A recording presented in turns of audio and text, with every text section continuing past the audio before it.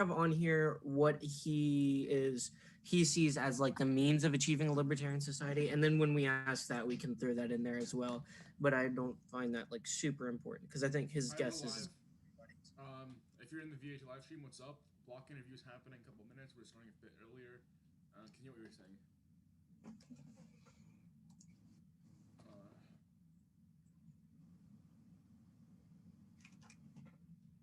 Yeah, we're live. It's working.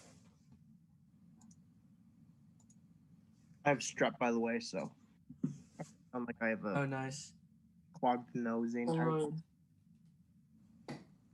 Wait, Craig, why'd you turn your camera back off?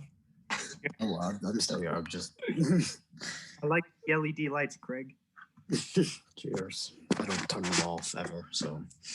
Who still isn't in here? Scott, there's like Baker. He said he was sick. Yeah.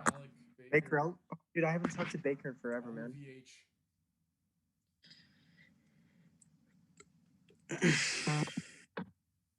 Oh yeah, you guys know Julian, right? Yeah. What happened to him? I've not seen anything from him. Commie now.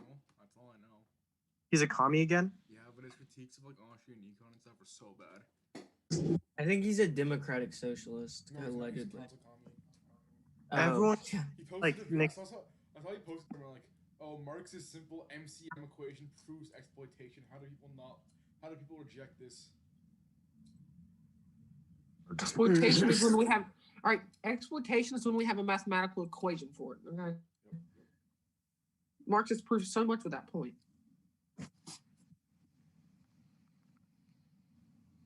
I think capitalism is exploitation, but I like. Red man, change your name to something normal. Oh shit! Sorry. Yeah, sorry. This is my.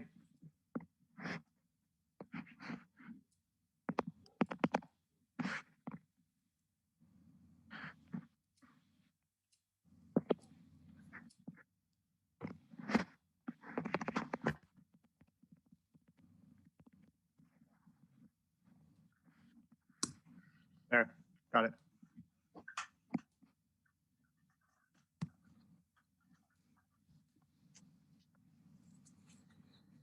Yo, Cliff, give a shout out on the VH Discord. I left that shit, bro. I deleted my account. Yeah, can I delete Discord? I deleted my account, man. Your whole Discord I got. account? Yeah. Dang, give me. I used to be added on there, but then I don't know. I just got freaking bogged down with schoolwork, and I just haven't been on Discord in like. Admin back Discord, man. You guys took away my adminship. I don't think so. Maybe. I think I can't do it. I tried to ban like 1 million people for no reason, but it didn't work. Well, maybe that's why. Why'd you have to do that, Cody? I tried like using the announcements that says this is for like admins only. I'm like, oh, the hell? Like we're giving Kevin the power to talk to all the people, but not me.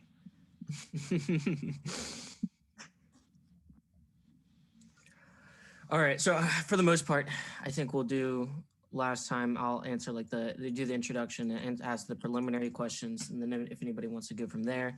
Like I said, guys outside of VH, just do the hand raise. Dude, we really only have. Dude, where is Ryan? Where is Baker? Why is Scott not here? Ryan's here. You really got one with an accent here. No, other Ryan. We have 2 Ryans. Oh, where's that other English dude that was here last time? Who, Ryan? Are we in the call right now? Oh, you're talking about Sam? Or what? Yeah, are you talking about Austrian School Swift? I don't know. He was on last time, and I talked to him about guns. Oh, yeah. Oh, yeah. Oh, I wasn't here. Yeah, it was Swift. Yeah. Do you guys watch Brandon Herrera on YouTube? 458.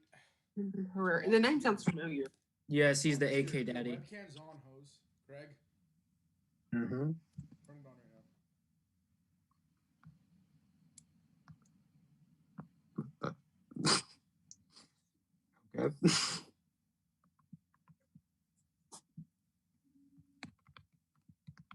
Is this going to be like a more like soup? Oh, never mind. Hi, Walter. Hi, gang. How's it going? Hey, how are you? Welcome in. Thank you. Good to be with you guys. How are you doing today? Hanging in there. All's well. Sounds good. You have a good holidays and everything, New Year's? Yep. All's well. Happy. Awesome. I'm a happy camper. All Ryan, right, Ryan, I could hardly see you. I just see your eyebrows. And Alex, I can only see up to your mouth. Everyone, that's much better. Great. I want to see your pretty faces. Hayden? Well, I'll do the intro real quick. Welcome in, everybody. Today we have Professor Walter Block, Harold E. Worth, eminent scholar, chair in economics and professor of economics at Loyola University, New Orleans, and senior fellow with the Louis von Mises Institute. He's an anarcho-capitalist libertarian political philosopher and author of several books, including Defending the Undefendable and the Privatization of Roads and Highways. And if you want, I think we could, if you are ready, we can get right into the questions. So I actually, and I know you're a visual guy, so I prepared something ahead of time. I had a question about your Alex, can you allow screen sharing? About your proviso where like leaving a path for unhomesteaded property, can you control property that you don't own or is unowned?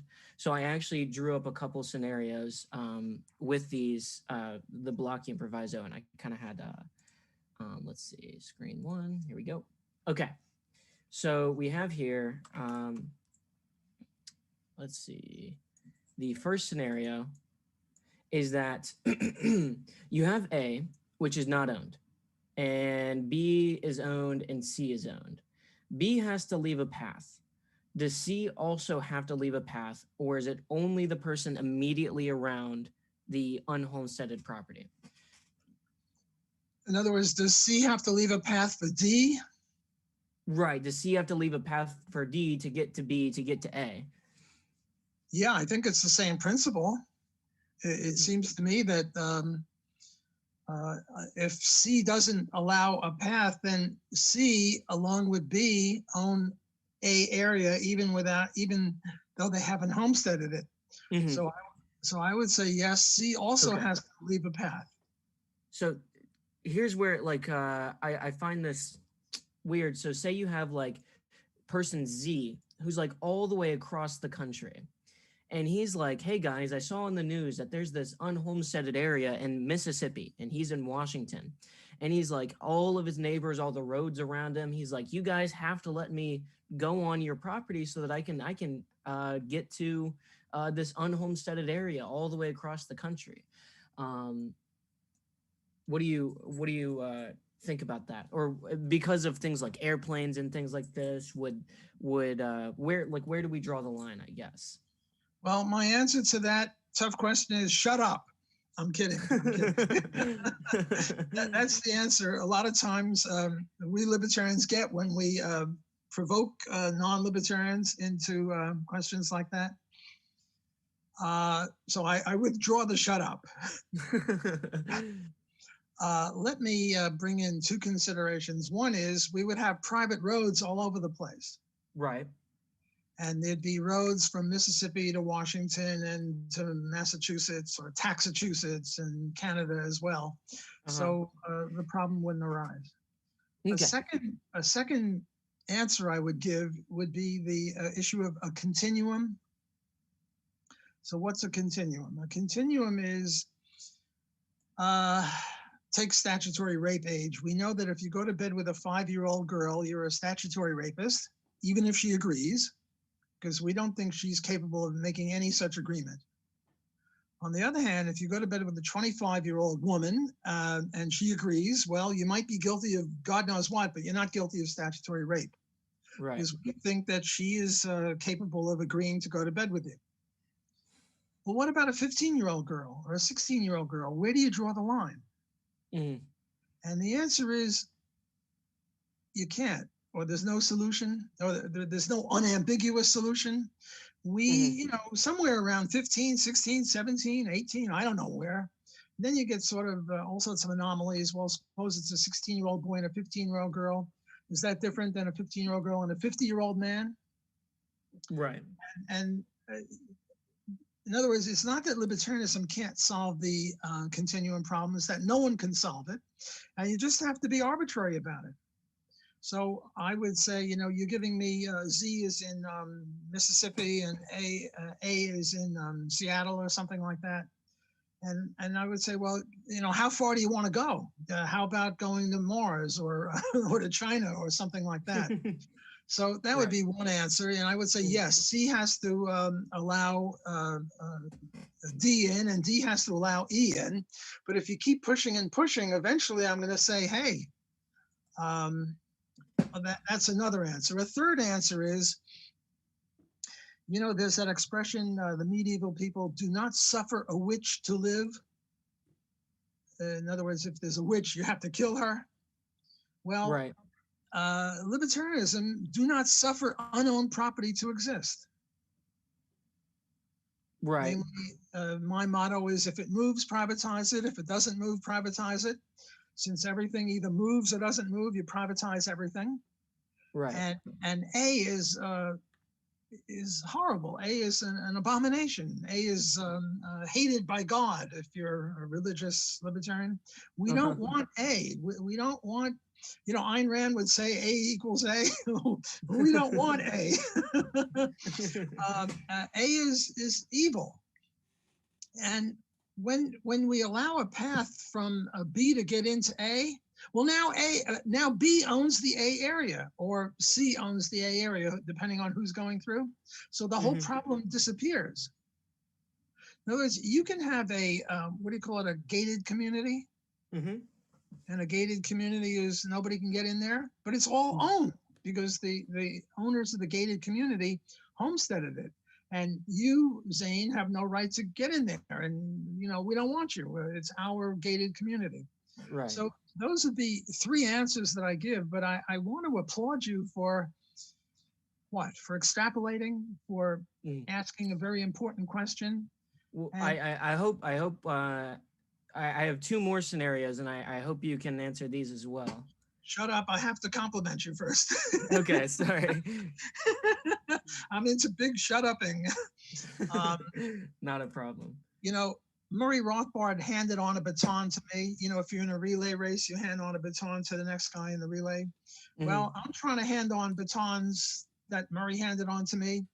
And it's really good to be involved with you guys, not just you, Zane, but your whole gang, because I'm honored to be able to try to hand on batons to you. And a lot of times what I'll do when I'm not really sure of myself, I'll write it anyway. I'll publish anyway. Namely, lack of knowledge doesn't stop me. I just keep publishing. And my hope is, well, I'll start. And even if I don't have the full, complete answer, at least it's better to start somewhere, and then maybe other people can pile on, younger people who see things better, more clearly, whatever. So I don't want anyone to think that I never even thought of this, Zane, to be honest with you. And I don't want anyone to think that I've got all the answers, but you know, we're all God's children. If you're religious, we're all trying to, you know, get that one proverbial millionth of an inch closer to the truth. So I'm very grateful to you for bringing up this issue. Okay. Well, now, I think everybody here would say that we're very grateful to have you come on and talk to us, and it's an honor that we can have this conversation with you as well. Thanks. Yeah, 100%. Let's go on to BACD. Who leaves path? So if you have B and say he controls half of the area around A, and C controls the other half of the area, who leaves the path? Or do they both leave a path? That's a good one. I would say they both have to leave a path, and if you extrapolate and put A through Z, they all have to leave a path because they're all guilty. They're all guilty of precluding, or blockading. They're all guilty of the crime of having A unowned. So let's suppose that I think there was this Murder on the Orient Express, a TV show, and 100 people stuck a little knife into the dead victim. No one of their knife thrusts would be sufficient to kill, but when you had 100 people or a dozen people doing it, together they killed the guy. Right. So who's guilty of murder, given that any one of them didn't do enough to kill somebody? Right. Or similarly, all the cars put together create a lot of pollution, but any one car creates a minuscule amount of pollution. Mm-hmm. Right? So who's guilty? I would say everybody. Now, Right. Murray Rothbard's answer to the pollution problem of, well, who do you sue? Because he believes that pollution is a trespass. I'm sorry to get off the ABC, but it's analogous. No, it's totally fine. What Murray would say is, look, it's silly to sue every car owner, but in the free society, all the roads would be owned. So you sue the road owner. Is similarly, if you live next door to a nightclub and it's very noisy and it's 3 a.m, you don't sue everybody in the nightclub. What you do is you sue the nightclub owner for running a bawdy house of noise kind of thing. Mm-hmm. So I would say if there are 25 B's and C's all surrounding A, they're all guilty of precluding. And one of them should just get in there and own A so that the whole problem goes away.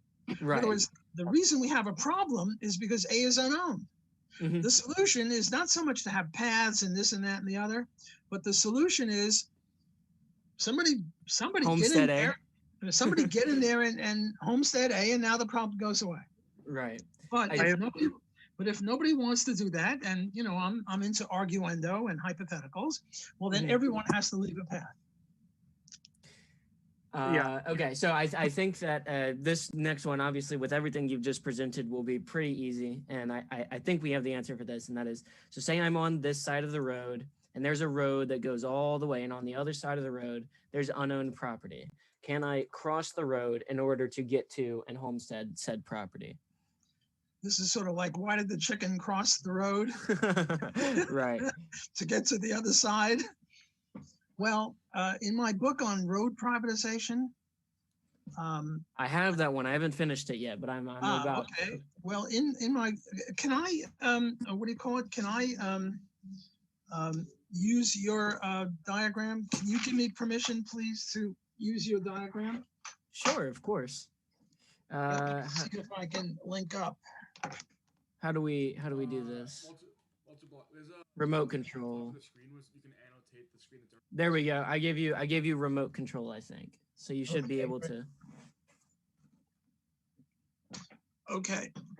In my book, here we go.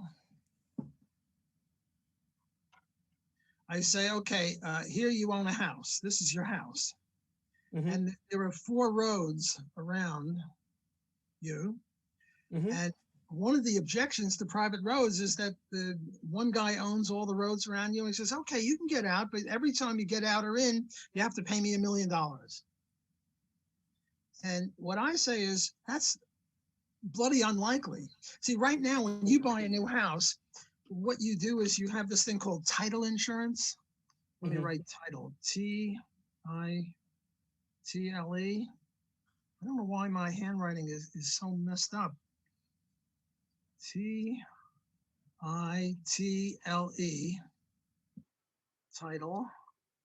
title insurance. Namely, you go to an insurance company and make sure that the guy whose house you're buying really owns the house, and that somebody doesn't come in 6 months and say, hey, what are you doing here? You're trespassing.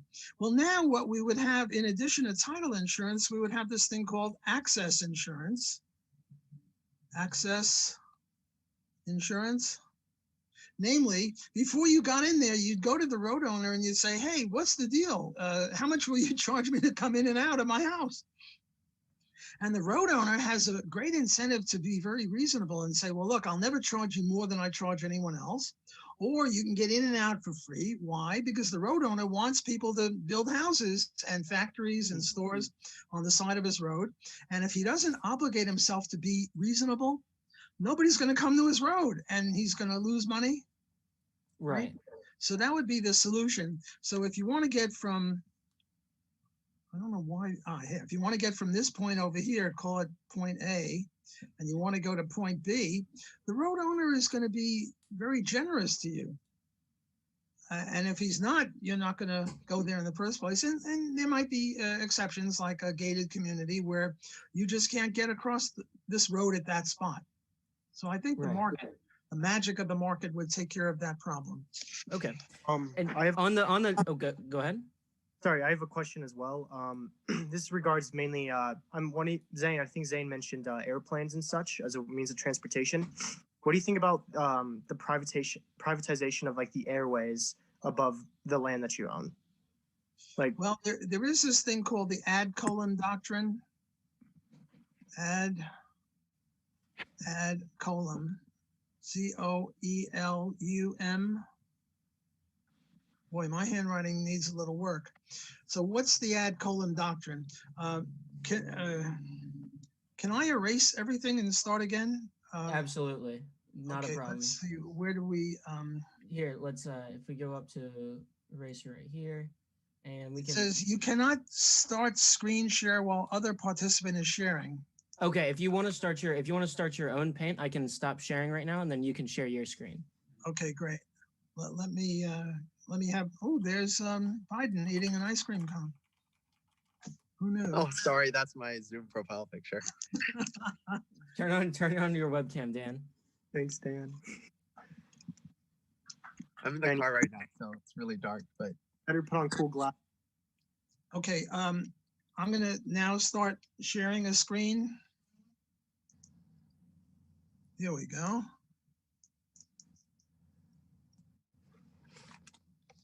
Before I get to the ad colon doctrine, I wanted to say we're assuming no helicopters, no bridges, no tunnels, and you can only go on the surface. Okay, so what's the ad colon doctrine? Now my handwriting is a lot better because I'm in charge of it. I guess that's the idea. The ad colon doctrine is if you own a square mile on the earth, you own down into the core of the earth. This is the core of the earth, and then you own up into the heavens. Mm-hmm. So if the ad colon doctrine was right, nobody could build a tunnel under you or fly over you. All airplanes would be illegal because every time you fly over Farmer Jones's land, you have to pay him $5, which would pretty much make air travel impossible.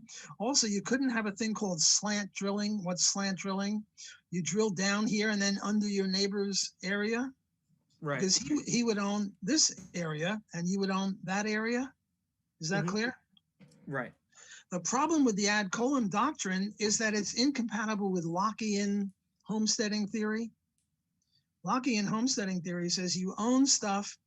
And by the way, Lockean, I mean Rothbardian, Hoppian, libertarian. Right. Libertarian homesteading theory is you only own stuff you mix your labor with. Well, you didn't mix your labor with stuff 4 miles down here, or you didn't mix your labor with 30,000 feet above. So the answer to Cody's question is, and if anyone owns the air rights, it would be the airplanes that have been traveling up there, because they've homesteaded that airspace, not the farmer who is on the ground. Okay.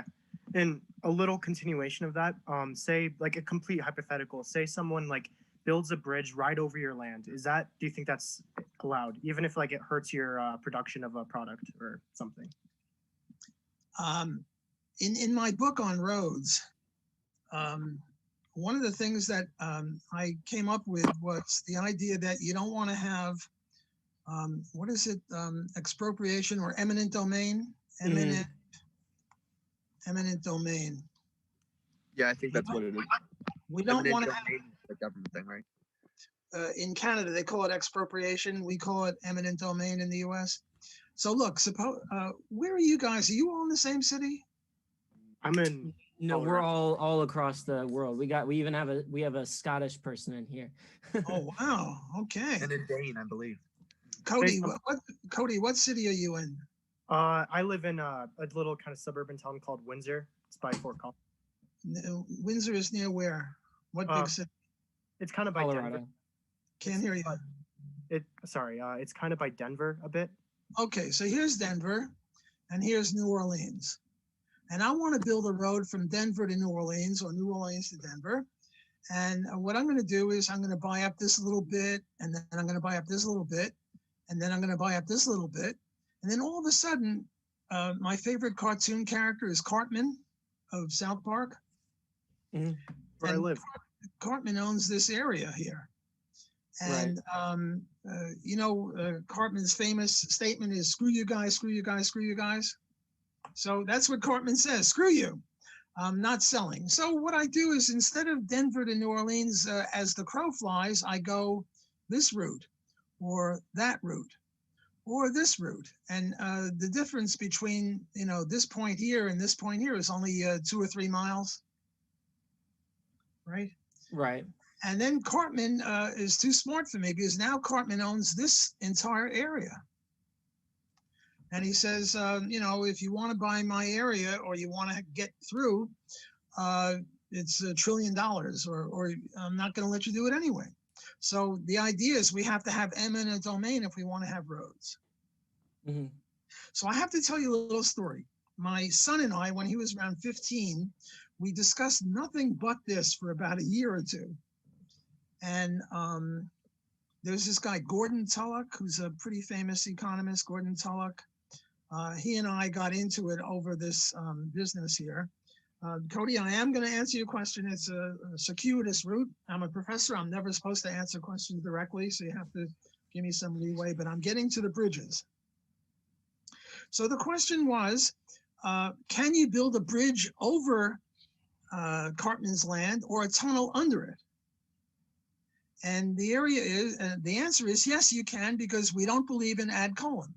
Ad colum is wrong. But Cartman is pretty smart. What Cartman will do is if you try to build a tunnel under his land, he's going to put sticks down there so that he occupies that area. And if you try to build a bridge over, he's going to put sticks up there. So we now have to erase this. We have to clear this. And we now have to look at football. So what's going on in football? In football, here's the end zone. Where is it easier to move the football, at A or at B, a goal line stand? Everyone knows that it's easier to move the football at A, right? Because at A you have a lot of territory, right, to work in, whereas in B you have a goal line stand and you're lucky to make 2 yards. right. Right? So who's going to win, us or Cartman? And the answer is we're going to win because Cartman has to defend, here's Denver, here's New Orleans. Cartman has to defend an area, 15 miles wide. How big is our football? Well, you have, say, 3 lanes each way, 6 lanes and a median, 100 feet wide. Namely, we can break through Cartman very easily, just like it's very easy to move from A in this direction and very hard to move in this direction. So Cartman has to defend 15 miles. All we have to do is get through right there. So the idea here is that we can beat Cartman. Now, what kind of a bridge do we have to build and what kind of a tunnel do we have to build? Well, we have to build a bridge that is grids. You know what I mean by a grid? Sometimes I used to ride a motorcycle, and whenever there was a grid, it's sort of hard on the motorcycle because you start teetering around. Why? To let the rain through, because Farmer Cartman has homesteaded the rain. And also Farmer Cartman has homesteaded the sun. So what we have to do is build it out of translucent plastic so that the sun can come through. Now, similarly, what kind of a tunnel do we have to? So that's the bridge. What kind of a tunnel do we have to bridge? What kind of a tunnel do we have to build? Well, I once got into a debate with a person whose name I won't mention because I don't want to embarrass him. And I said that how deep do we have to go under the property, given that there's no ad colum and he owns that area and he doesn't own anything down there? How deep do we have to go to build our tunnel? And it all depends upon the terrain. If you're building a tunnel under Manhattan, which is a solid rock, you can build pretty close pretty close to his property as long as you don't cave it in. And if it's a solid rock, you're not going to cave it in. Mhm. On the other hand, if you're in New Orleans and we're built on a swamp, you have to go really way down here because the criteria is you can't interfere with the property of the surface owner. And my debating partner accused me of being a G-man, a government man, because I'm imposing rules. No, the rules come from the libertarian non-aggression principle. And while Right. I'm speaking of the non-aggression principle, there's this guy, what's his name? Oh, heck. Michael Humer. Mike Humer. I'm a big fan of humor, actually. Got one of his books right Oh, next to me. I'm mute. Mike Humer is a great guy, but he's a little weak on the nap. What he calls us Rothbardian libertarians, he calls us baby libertarians. Why are we baby libertarians? Because we keep wanting to take a nap. Get it? And he says the nap is all wrong. Well, it's okay. It's an approximation. Well, I'm a napper. I'm a baby libertarian. And the idea here is the non-aggression principle says you can build a tunnel under as long as you don't cave in the guy's buildings. And Right. in Manhattan, you can build closer to the surface, and in New Orleans, further away because of caving in the property. We're built on a swamp here, so you build close, you'll cave the guy in. By the way, Mike Humer is not only wrong on the baby libertarian, he's also wrong on, what's the other one? Animal rights. He's a big animal He's a rights. vegan. Well, you could be a vegan without being an animal rightser. Right. He's both. Mhm. It's interesting. He spent the whole year at Tulane, which is next door to my school, Royal, and we had lunch every Friday. And I really like him. He's a very nice guy. But, you know, look, I disagree with Hans. I disagree with Murray Rothbard. I disagree with a lot of people. And I disagree with Mike Humer, but they're all very, very bright, brilliant people. Okay, so I think I've now answered Cody's question about the bridge. The bridge has to have holes in it to let the rain in, and it has to be clear plastic to let the sun in. Other than that, you're going to be able to build a bridge over Cartman, and Cartman owns this area. So I now conclude that you don't need eminent domain. Now, I just want to tell you a story about me and my son. We discussed nothing but this for, a year or two, and then I wrote it all up. He didn't write any of it. And then the question came, well, do I give him a footnote? Do I ignore him? Do I make him a co-author? And I believe in bending over backwards when people help me. So I said, I'm making you a co-author. He says, but no one will believe it. I'm just, 15 years old. And I said, well, is it true that you and I were partners on this? And he said, yeah, it's true, of course. I said, well, we're going with the truth. We're not going with what people believe. So he and I are the co-author of that. And then Gordon Tullock criticized us, and then I wrote a reply to him. So Gordon Tullock and I have a little bit of a debate in the literature. And if you're interested in going deeper, Google Walter Block, Matthew Block, Gordon Tullock, bridges, tunnels, ad column, whatever, and you'll get this literature. Are these in your book, Privatization of Roads and Highways? Are they published in that or no? Because I have that book. I just I'm not sure if No, I really don't remember. Totally fine. I'll Google it anyways. Okay. So I actually you brought something up that I did remember reading in the book, and that is that you would ensure when you buy a new house that you would have access to the roads. Now, and I can't remember if you addressed this or not, but would this guarantee transfer to a new road owner? So if a road owner guarantees that I have access to this road, and then 5 years in, he says, I'm selling the road, he sells it to somebody else. No, he's not selling the road. He's selling the road plus all of the obligations of the road. Right. The new road owner, his brother-in-law, couldn't get out of it in that way. He would have to honor all the obligations. Which is, I figure, which would be how it would be go, because say I'm contractually obligated to allow you to come on this road for 10 years, and 5 years in, I decide to sell the road. Well, I still have this obligation, so that obligation should carry on to the next owner. Yeah, and I don't think it would be 10 years either, or 5 years. I think it would be forever. Right. that, Okay. that you're going to let all the people on the side of the road. I mean, if you're going to build a road, you want people on the side of the road. Mhm. And if no one goes on the side of the road, you're not going to have much traffic. Mhm. So you're going to obligate yourself to let them, get out onto the road to go to work and then to come back home, right? Right. And I think it would be forever, unless, who knows, there could be a contract for 10 years or 99-year lease or whatever.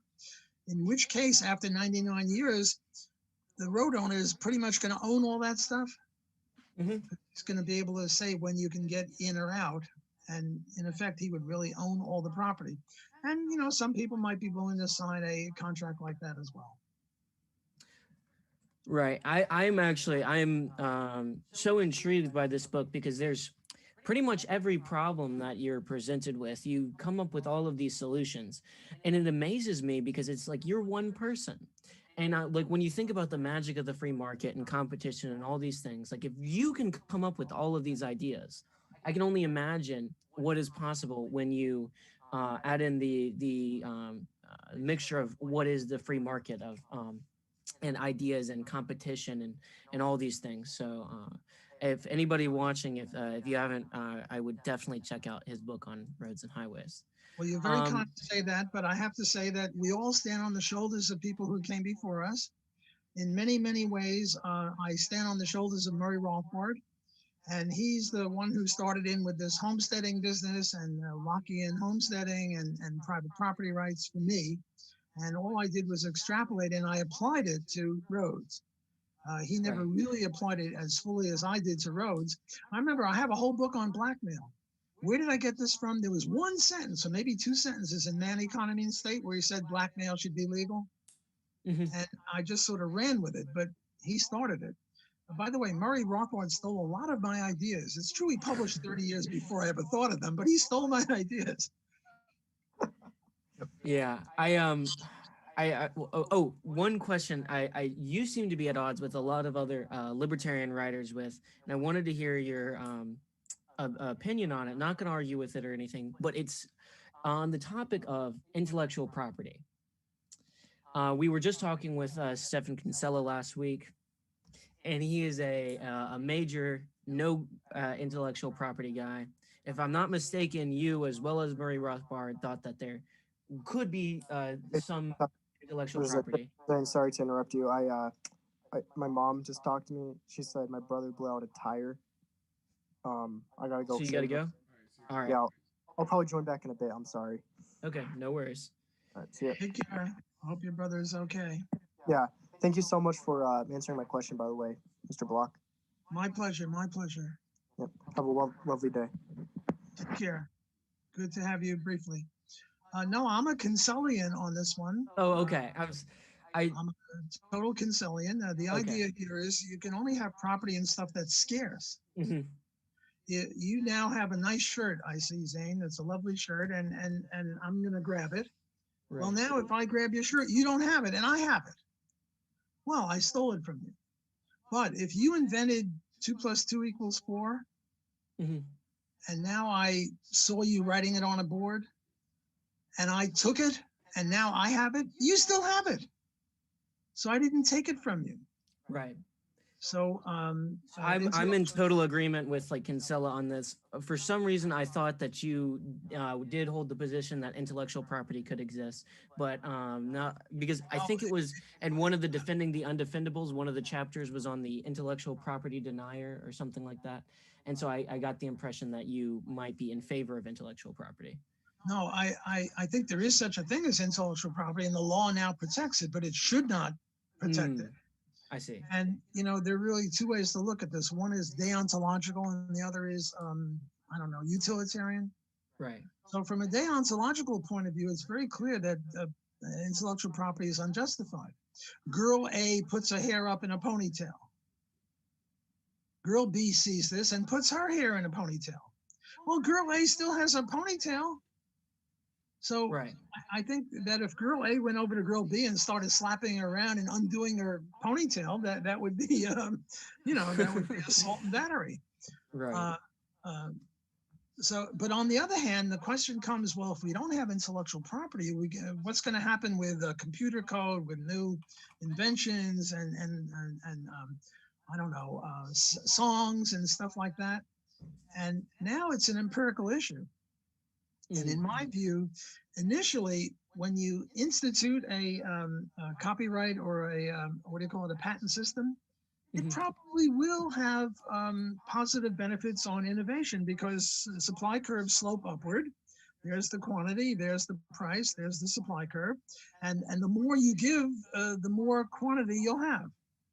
So I think that initially there is a case to be made, not deontologically, but empirically, utilitarian-wise, pragmatically, for having intellectual property. Because if you offer people a monopoly of something, well, then you'll get more of it. But after a while, what happens is that no longer can you directly invent anything. Now you have to go around everyone else's inventions, their patents. Invention or their patents. Right. And now you have a lot of very intelligent lawyers and engineers and physicists arguing instead of inventing stuff. Right. So I think that eventually what happens is that from a utilitarian point of view that, you know, it's going to be very bad. Now you might say, well, isn't this a contradiction? Isn't what do you call it? Libertarianism supposed to be always in favor of utilitarianism or pragmatism? Well, you know, if I steal your shirt, I'm going to benefit until the cops catch me, and then it's not going to be. So, and what I'm saying is, me stealing your shirt is roughly, you know, me stopping you from doing my computer code or stopping you from utilizing 2 + 2 = 4. So I'm a big Kinselian. He's my mentor on this. And I'm pretty sure Murray Rothbard had the same views, so we don't disagree on that. I disagree with other libertarians on other issues, but not on that one. Oh, guys, I gotta head out. Thank you, Multiblock. It was amazing listening. I'm so glad I was able to be in this call. I do have to head out though, so bye, guys. Thank you so much. All right, peace out, Dan.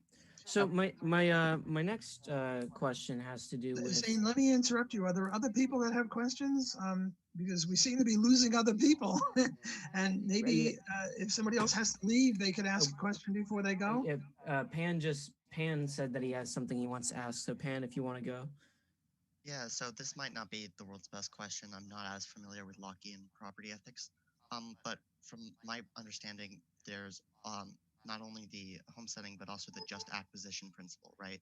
So that, you know, in order to get a just property system today, all of the transfers in history like have to be just. How can we, where do we draw the line and when you know, a past unjust transfer of property, say you stealing Zane's shirt, becomes irrelevant to the legitimacy of property ownership. So like, let's say you steal Zane's shirt, you give it to your son, like 70 years goes by, Zane's son's like, hey, wait a minute, that's Zane's shirt. I want it back. Like, does Zane's son still have a claim to that shirt? When does the, I guess, unjust transfer of property, you know, stop impeding on the legitimacy of property rights? Right, you're raising a question of reparations. And should there be a time limit? What's it called? A time limit? There's a word I'm missing. What's it called? Statute of limitations. Statute of limitations. Should there be a statute of limitations? And I say no, there should be no statute of limitations. My latest book is one on Israel. I see Cardin has got a Jewish, I guess the Israeli flag there. The big issue of Israel is, are they sitting on stolen land? And I go back 2000, me and my co-authors go back 2,000 years ago. So there's no statute of limitations in libertarianism, except there's a natural statute of limitations, because the what do they say? Possession is 9/10 of the law. He who has the property is assumed to be the rightful owner, and the guy who wants to change property titles is the one that the burden of proof lies on him. So the further back you go in history, especially if there's no written language or whatever, well, then it's really hard to, like, should we give all the land back to the Indians in the United States would be one of the questions that comes up. And the answer is no. Why? Because, right now there are about 350 million Americans in the country. And if you get up in an airplane east of the Mississippi, it's pretty empty. Oh, every once in a while you'll see Memphis or, I don't know, Chicago or something, but it's pretty empty. You go west of the Mississippi, there's nobody there. Denver, okay, there's Denver, and that's it. The place is bloody empty. And that's 350 million people. How many Indians were there when the white man first came? The best estimate is 2 to 3 million. Well, if 350 million can't fill up the place, how could 2 or 3 million Indians fill up the place? No, the Indians should have their southern area, and then they would go to the north, and they should have their northern area, and each one is 10 square miles. And now you have a continuum problem. Suppose they hunted animals over here. Well, how much of that do you count? And now we get continuum problems. But the thing is, and also there was no written language, so it's very hard for the Indians to get land. How about the Japanese Americans who were interned in World War II? Oh yeah, we had a written language, and if they can, the burden of proof is if they can overcome the burden, they should get their stuff back. How about black people for slavery? Well, now there are two views. One view is the right-wing view. We shouldn't have reparations from all whites to all blacks, because a lot of whites just came here 5-10 years ago. My family, I'm Jewish, they came in 1880 and 1910, long after slavery was over. So why do I own anything to anyone? And there are black people that just came from Kenya or Uganda 5 years ago. Their grandparents had nothing to do with slavery. So based on this, the right wing says no reparations. The left wing says, oh, yes, you have to have reparations because, whites are evil and blacks are good and whatever. The correct libertarian view is, and I had a debate with David Horowitz on this, so if you want to hear a debate, Google me and David Horowitz. David Horowitz is one of the people who says no reparations. In my view, the burden of proof is on black people. If there's some black guy in Harlem who can prove that, yes, his great-grandfather was on this plantation, and right now this plantation in Louisiana is owned by some white guy, well, the white guy is not guilty of slavery, but he's guilty of holding stolen property. And if there were 100 slaves and this guy can prove that his grandfather was one of them, well, he should get 1/100th of that plantation. So this is why they call me Walter Moderate Block, because I'm taking a moderate position here. I'm saying, no, the right wing is wrong when they say no reparations, and the left wing is wrong when they say, yes, all reparations. The correct answer is, if you can prove that your great-grandfather had Zane's shirt, then my great-grandson has to give it to Zane's grandson, or the white person has to give a part of his plantation to a black person. So that would be the moderate view. So there's no statute of limitations written down, but there is a statute of limitations informally or based on history, namely the further back you go, the harder it is to prove anything. So, would that mean, under that, while Native Americans might not be entitled to all land, they'd be entitled to stuff like the Black Hills, which were sacred ground that the U.S. agreed to via treaty were theirs until we, kicked them out.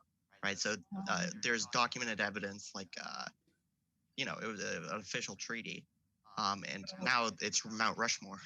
So, do we give Mount Rushmore back, or what? I feel like that's a difficult question. I don't know. No, what the answer would be. I think it's an easy question, and yes, we give it back if they can prove that they were the rightful owners of it, not because of the U.S. treaty, because the U.S. government is an illegitimate institution. Right. But if they can prove that the Black Hills or the Mount Rushmore or whatever it was theirs, well then yes, by gum they should have it. Not the whole country, right. But if they have burial grounds or whatever it is that proves that they were there, yeah, sure, they could get something. So we're taking a moderate position. Again, the right wing would say no reparations at all. The left wing would say yes, give them the whole country back. And we're taking a much more moderate view that, yes, if they can prove something, And it's hard because time has gone by and there was no written language. But if they can prove something, well, yeah. In Canada, what they do is they, some old Indian guy say, yeah, we own from here to there. And they say, okay, you own it. Nonsense. Okay, thank you. So from this, I actually did have something. I'm glad we brought this up. I saw in a debate with you, I forget who it was with, but it was hosted on somebody's YouTube channel. They brought up the scenario of, so say there's a man on a plantation in Mississippi, and we know for a fact that this land was directly from slave owning great grandparents, whatever. We don't know who the slaves were that occupied. They could have been long dead or anything like this, but we know he has an illegitimate title to this land. But we don't know who to give it to. What do we do? Like, if we can demonstrably show that his claim to this land is illegitimate, but we don't know who has the legitimate claim to it. What do we do in this situation? We go by possession as 9/10 of the law. Every property is assumed to be a legitimate property. The burden of proof is on anyone who wants to overturn that property. Now, let's get back to your shirt. I claim that you stole that shirt from me yesterday. And when I grab it, I'm just repossessing my property. Well, the burden of proof is on me. And, I have no such proof. This is the first time I saw that shirt. So we assume that you're the rightful owner of the shirt. Now, suppose that shirt was stolen. Your father stole that shirt from somebody and he gave it to you. Right. You're the rightful owner, unless somebody else can say, well, I have a picture of my grandfather wearing that shirt, or, it's unlikely a shirt example, but everyone is entitled to all the property that they have, which sounds very conservative. But the libertarian part is, unless somebody can prove it, because otherwise, from a pragmatic point of view, we'd have chaos. Right. If a second person comes along and says, well, that's my shirt, and my title is better than your title, Zane, well, I'm not going to have any property. Right. We're going to get into a Kosian kind of a system. Who determines whether or not there would be if there's enough evidence that it is stolen or not, right? Because let's say you do have a picture of your grandfather in Zane's shirt, but there was, I don't know, 100 of the shirts made. So you can't know for sure. Like, you say it's proof, Zane says, oh, that's not proof at all. Who decides whether or not you're justified in trying to take the shirt back? Courts. The court will decide that. Now, hopefully, from an anarcho-capitalist point of view, it would be a private court.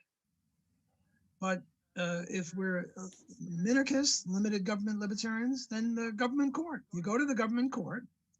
And I'm not sure if it's a state court or a city court or a federal court. That's a different issue. I'm not a lawyer enough to know which way you go there. But you go to a court and say, hey, Zane's shirt, it's really mine. Professor Block, I'm starting to think you might be a secret shirt thief, because we always bring up shirt stealing when you're in here. If he is, he's not a very good secret shirt thief. He's kind of Well, he's hiding in plain sight. So this actually, on the topic of reparations, this brings up a great question that so when we have businesses like Amazon, Tesla, who receive government subsidization, we know beyond a shadow of a doubt that they are in fact benefiting from the theft of our taxes. And they are expanding their business through I would say on illegitimate grounds, because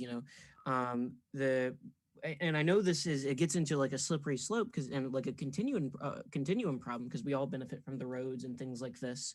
But like, say somebody who, like Amazon, they directly lobby the government to get certain benefits and certain things like this, and they directly benefit from all the initiation of force via the government.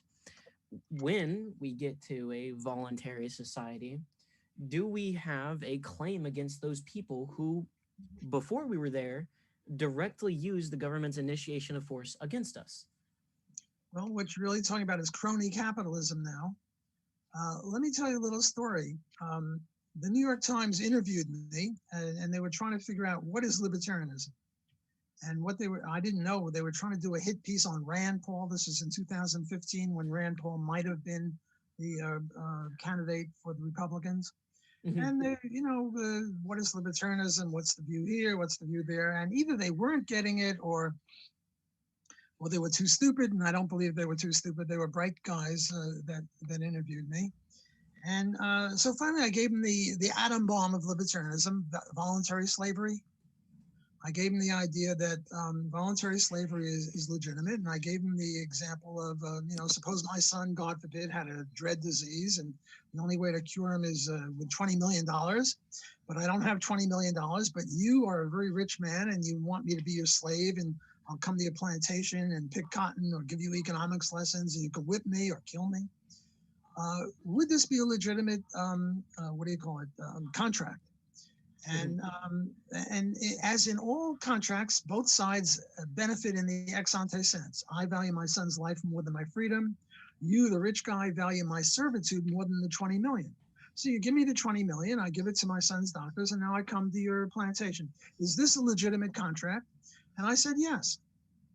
By the way, Murray Rothbard disagrees with me, and a whole bunch of people, libertarians, disagree with me, although Robert Nozick agrees with me, so it's a debatable issue.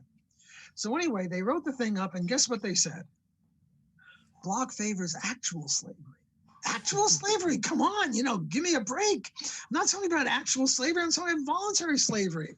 Look me in the eye, and you guys are too young to have children yet, but your parents, I look them in the eye and I say, would you give up your freedom to save your son's life? And if they're decent parents, they would say yes. So anyway, I really wanted to sue the New York Times for libel. The problem is that libel is a legitimate activity under libertarians. There should be no libel law.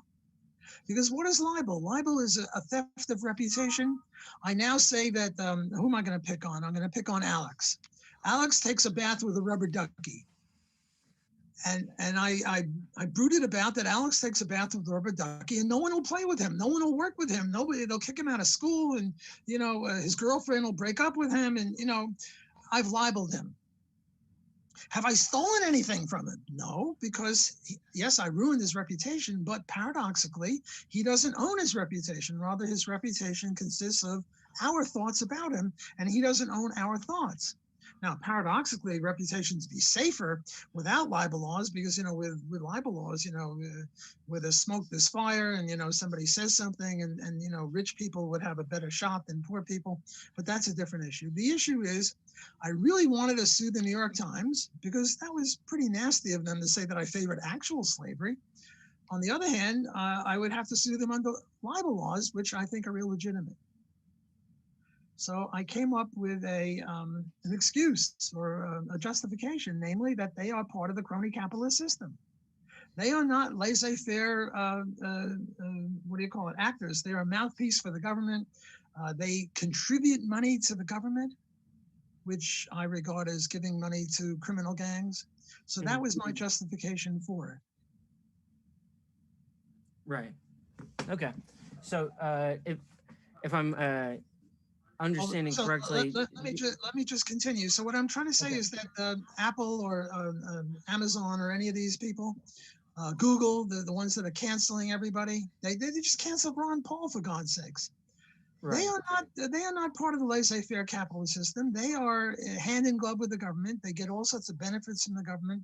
So they would not be justified in doing this. And when we libertarians take over and we have a Nuremberg trial, oh yeah, they're in the dock. The New York Times is in the dock, and Google is in the dock, and all these other crony capitalist large companies, they're in the dock. Then I was hoping this is the conclusion we could come to. And from then, what do we do? Because I know a lot of leftists take that and they say, okay, yeah, see, some of Amazon is illegitimate, therefore we should eat Jeff Bezos type thing, or we should confiscate all his money. How do we separate the legitimate wealth gain from that business? Because I'm sure Amazon, even without government assistance, would have some market size, and maybe it would be a lot smaller and a lot less profitable, but how do we know how much of the value is stolen by the crony capitalism and how much is a genuine profit? Well, what do we do? The courts again would have to make that decision. But look, suppose we stipulate that half of Jeff Bezos's money is legitimate and half is illegitimate. Would we be justified in going after the half of his money? And my answer is, if you did that, you'd probably end up in jail. So it's probably not a good idea from a pragmatic point of view. Let me tell you another little story. One of the best libertarians, the highest profile libertarian in philosophy, is Robert Nozick. Robert Nozick once sued his landlord under rent control legislation, and everyone was making fun of Robert Nozick. And they started calling it, his book was Anarchy. What was his name? State and Utopia, Anarchy State. Anarchy, State, and Utopia. So they would write a headline, Anarchy, State, and Rent Control, making fun of him. So naturally, I try to defend him. He's a buddy of mine, or he passed away, but he was a buddy of mine. And I said, suppose that the landlord, by the way, the landlord was the author of this tear-jerking book and novel about a boy and a girl at Harvard. I forget the movie and the novel. In any case, suppose the landlord had punched Robert Nozick. And he did it surreptitiously, and Robert Nozick has no, by the way, Rand Paul was punched by his neighbor, remember? Well, suppose that the landlord of Bob Nozick punched him, and Nozick had no way of suing him because he had no proof. Would he then be justified in attacking him through rent control? Yeah, I would say he would be. So I try to give a defense of him. So similarly, if Jeff, let's stipulate that Jeff Bezos has 200 million and 100 million is legitimate and 100 million is not. Pan, I would say you probably shouldn't go and punch him or steal his car. But if somehow you could sue him for libel, or if he was your landlord and you could get him under rent control, you would be justified in doing that. Okay. Or let's work for a libertarian society, and then we'll have a Nuremberg trial for him. Yeah, well, I mean, my concern is mostly about responding to leftists. Because like I felt like that critique was kind of damning. But I like your answer. So. Well, I think the leftists are justified. Now, you see, what a lot of leftists do is they go in and then to a mom and pop grocery store and they start stealing the stuff. Well, the mom and pop grocery store are not in the crony capitalist system, or they go to Walmart and they trash Walmart and they march out with a TV set or whatever it is that they get out of Walmart. Well, Walmart, I don't think is a crony capitalist place. See, what the left hates about Walmart is they pay low wages and they're not unionized and they don't have good fringe benefits. Well, none of that is relevant to libertarianism. So keep your mitts off of Walmart. But you want to go to Google, you want to go to New York Times, go get them, lefty. Right. I think this gets into like the continuing problem again. And it's like, sometimes we have an arbitrary answer. Maybe we can't demonstrably say, okay, exactly this amount of Jeff Bezos's wealth goes to exactly this amount of people, but we can at least do something. Well, we could criticize Jeff Bezos, certainly, or any of these other people who are mouthpieces for the government or involved in bailouts. Now, I have another book, Privatization of Space. And there's this guy, what's his name? The space guy? Come on. Musk, Elon Musk. Oh, Elon Musk. Okay. Elon Musk gets a lot of money from the government. By the way, I get a lot of money from the government. Not so much now when I work at Loyola, but I used to work at University of Central Arkansas, and before that I worked at Rutgers, and before that I worked at the Baruch College, all of which are public universities, right? And I was subsidized. So the question is, would it be okay if you stole my shirt? Not stole my shirt, liberated my shirt from me because I was a crony capitalist. And my answer was, no, I'm a libertarian. I was promoting liberty. So I'm okay. So you better keep your mitts off of my shirts. Zane's shirts are different, but my shirts, keep your mitts off of my shirts. I lost my train of thought. You're Elon Musk, space Oh capitalist. yeah, Elon Musk, right. So the question is Elon Musk a crony capitalist? In which case it would be he would be unjust in taking money from the government, or was he a libertarian? Look, Ron Paul once had a I had a debate with Ron Paul on this. Once Ron Paul, no, I had half a debate with Ron Paul. Ron Paul was once given money by Nazis. They contributed $500, and everyone said, "Oh, Ron, you have to give the money back because they're Nazis." And Ron said, "Well, where is it better that the 500 stay, with me or with them?" And the answer is better with him. But here's where my debate was. The government has matching funds, and Ron Paul was able to get the matching funds, and he declined to take the matching funds. And I thought from a pragmatic point of view, it's good because most people don't understand libertarianism, and they'd say he's a hypocrite. But from a deontological point of view, Ron Paul would be perfectly justified in taking those matching funds. My favorite character of Atlas Shrugged is Ragnar Danishkold. You guys into Atlas Shrugged? I have it. I haven't read it yet. Oh, I have. You must read Atlas Shrugged. Oh, you're ignorant savage if you don't read Atlas Shrugged. You got to read Atlas Shrugged. Well, what did Ragnar Danishkold do? He attacked government ships and took stuff from them. Namely, he stole money from the government. Mm-hmm.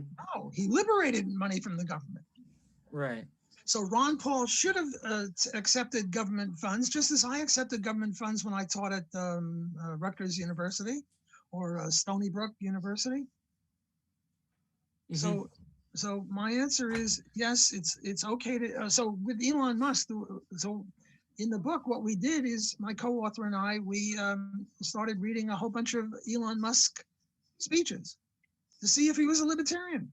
If he was a libertarian, then he would be justified in taking government subsidies. What's his name? Who's the rich billionaire? Charles Koch. Charles Koch would be justified in taking government subsidies because he's a libertarian. Elon Musk is not a libertarian, and therefore he's not justified in taking government subsidies. So I don't think it's so much, well, there is a continuum because some people are, it's hard to tell if they're libertarian or not. But if you're clearly a libertarian, like I am, I think, I can take money from the government. If you're clearly not a libertarian, like Elon Musk, well, then it's unjust for you to take money. And when the Nuremberg trials come, Elon Musk is going to have to answer to the forces of justice. Cool. Well, obviously, there's a lot of people that haven't, gotten a chance to speak. So, if anybody else has questions, you can go ahead with them now, I presume. Yeah, I've always been wondering, what's your preferred means of achieving an actual libertarian society? By the way, it's about an hour, and I sort of allotted an hour. After that, I sort of run out of steam. So this will be the last question. What's the best way of promoting liberty? Should we go and attack the Congress like they did on January 6th? No, that's ridiculous. We've got to win the hearts and minds of the people, and we got to do it peacefully. Our specialization and comparative advantage is not in picking up a rifle and shooting people. That's crazy. No, what we have to do is have seminars like this and write books and get a PhD and go become a professor or become a journalist or write the next Atlas Shrugged or write the next movie or my favorite cartoon character is South Park. Those guys are libertarian. Become a South Parker, do something peacefully to promote liberty, and that's the best way to bring about a libertarian society. Look, time's up. It's been an hour, and it's always a joy. But there'll be 20,000 more questions, and in a month or two, we can do it again. All right. So thank you so much for coming, Professor Block. Thank you. Take and care. I'll send you a link to the interview afterwards. I'll email it to you. Great. Take care, guys. Bye-bye. Yeah. Have a good one. Hey.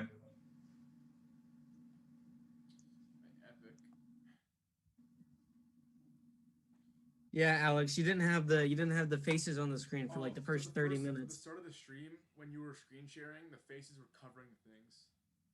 It's probably for the best. I don't think Like, anyone so if wanted the to stream's see our entertaining faces or awkward anyways. the way it's structured, it would have covered Dude, things. dude, Block was about to make me cry. I was like, when he was talking about passing the baton from Murray Rothbard and stuff, I was like, I'm gonna cry. I was making me cringe. Such a Like, they wholesome think man. Zane is the next one. What is it with what? No, the thing is, like he's like a really funny person. I think the shirt analogies was like the best part to me. No, Alright, he's I'll be just right back. usually funny and wholesome. Some This isn't. food. This is The it. worst If part and about you think the worst part about all of this is having an accent because Yeah. Well, I don't think mine. I don't think mine's as deep as Scott's is, but mine's just real like Southern, which makes yeah, sense. no, Yeah, but mine it's just is- understandable. So. Mine isn't understandable at all. No, it's not. I understand you. Walter Block doesn't. I'm not gonna translate. Overall, great interview. yeah, it was. I wanted to ask him a few questions about evictionism, but I hadn't known if he had addressed them before or not. I want to ask him. He responds to all his emails. If you have any like long questions, you can ask him there. Yeah, I tried asking Liberty, but I didn't. He didn't answer me. So I'll try to ask Block. My main question was. Should we talk? Are we gonna keep chatting a bit, or should we end the stream? I don't know. Fuck the viewers. End this stream and we'll have a secret conversation and like a pipe pizza party. The Alright. viewers aren't invited. Good idea. Fuck you, viewers. Yeah. No, not really. Um. I love you, viewer. You. Subscribe to my TikTok. Is there just one viewer? No, we have 18 right now. Oh, there's 18. Oh, okay. Yeah, it was a overall great interview. Actual stuff. To all I feel people in VH who wants to go on an 8-hour study session right now. Me? 8-hour Me? study I would. session. That sounds horrible. What are you even studying? I'm gonna Actually, I should read get to that Contra first. Minarchy stuff like the whole week. Contra Minarchy. That doesn't exist though. I can prep you if you want. I have to side with Alex debates here. I don't know what to tell you. Alright, I'm gonna end the stream. Everyone, thank you for coming so much. It was a great interview. Enjoy the rest of your day.